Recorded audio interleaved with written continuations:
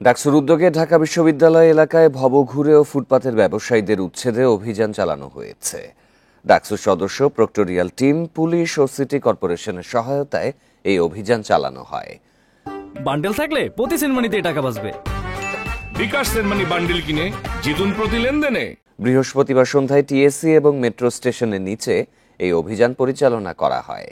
এ বিষয়ে ডাকসুর সমাজসেবা সম্পাদক এবি জুবায়ের বলেন, একাধিকবার সতর্ক করার পরও ক্যাম্পাস ছাড়েননি ভবঘুরে মানুষ। বিশ্ববিদ্যালয় শিক্ষার্থীদের নিরাপত্তা নিশ্চিত করতেই এই উদ্যোগ।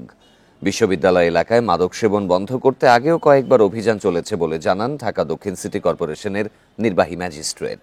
বলেন, আগামীতে এমন অভিযান আবারও হবে।